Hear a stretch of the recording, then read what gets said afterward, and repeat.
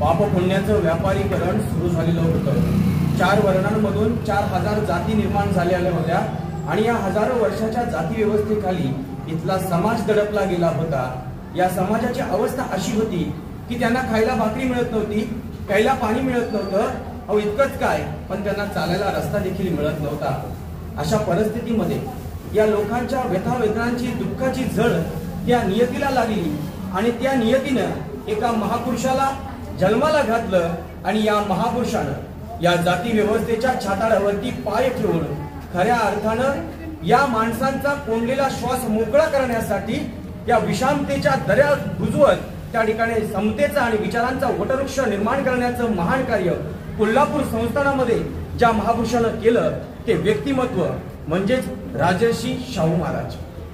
राजर्षी शाहू महाराज यांचा जन्म या ठिकाणी 26 जून म्हणजे आजच्याच दिवशी 26 जून 1874 मध्ये कागल या ठिकाणी घाडगे घराण्यामध्ये झाला। त्यांचे वडील हे आप्पासाहेब या नावाने ओळखले जायचे आणि त्यांची मातोश्री म्हणजे राधाबाई। राधाबाई या नावाचं वैशिष्ट्य सांगायचं झालं तर छत्रपती शाहू महाराजांनी जे राधानगरी धरण बांधलेलं आहे आणि तो जलाशय निर्माण करून त्या ठिकाणी दुष्काळाला भेदण्याचं काम त्यांनी केलेलं आहे।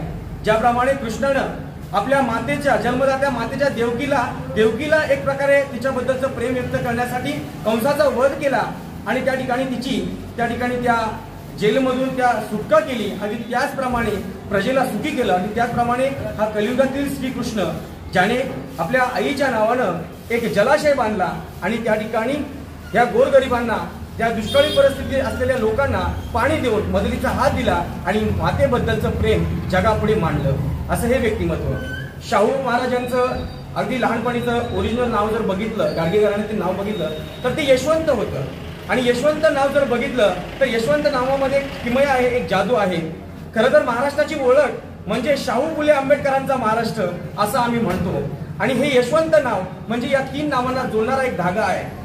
जसं शाहू महाराजांचं नाव यशवंत होतं अगदी त्याचप्रमाणे त्या ठिकाणी महात्मा फुलेंनी देखील एक मुलगा दत्तक घेतला होता, त्या मुलाचं नाव देखील त्यांनी यशवंत ठेवलं होतं। इतकंच नाही तर पुढे बाबासाहेबांनी देखील आपल्या मुलाचं नाव यशवंत ठेवलं होतं आणि हे यशवंत नाव या 3 सूत्रींना जोडण्याचं काम करतोय आणि ते सामाजिक सुधारणेचा परंपरा पुढे वारसा पुढे चालवण्याचं सूत्रामध्ये जोडण्याचं काम याच यशवंत नावाने केलेलं आहे।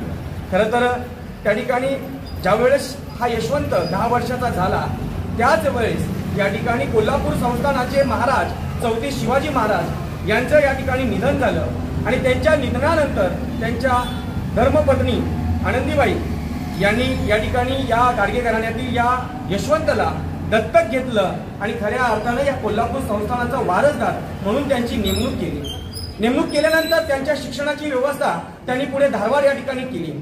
जवळपास 1889 म्हणजे 1889 मध्ये त्यांच्या शिक्षणाला सुरुवात झाली। पुढील 1893 पर्यंत त्यांचं शिक्षण धारवाड या ठिकाणी पूर्ण झालं। शिक्षण चालू असतानाच त्या ठिकाणी 1891 मध्ये त्यांचा विवाह लक्ष्मीबाईंशी झाला आणि खऱ्या अर्थानं त्यांच्या आयुष्याला एक नव्या आयुष्याला सुरुवात झाली। परंतु त्यांचं शिक्षण पूर्ण झाल्यानंतर 1894 मध्ये खऱ्या अर्थानं त्यांचा राज्याभिषेक सोहळा संपन्न झाला, राज्याभिषेक सोहळा संपन्न झाला आणि खऱ्या अर्थानं शाहू महाराज या कोल्हापूर संस्थानाचे राजे झाले आणि रयतेचा राजा कसा असावा याचं प्रत्यक्षाने जातिवंत उदाहरण आपल्या जीवनातून आपल्या कार्यातून त्यांनी जगाला दाखवून दिलं। खरं तर ज्यावेळेस राज्याभिषेक सोहळा चालू झाला त्याच वेळेस आता सामाजिक व्यवस्थेचा जर विचार केला तर त्यांनी अनेक सामाजिक विषयांना त्यांनी हात घातलेला आहे। त्यातील सर्वात महत्वाचा हात म्हणजे त्यांनी सुरू केलेली ही लीड द नॉन ब्राह्मण movement in Kolhapur state. Non ब्राह्मण मुवमेंट स्टार्ट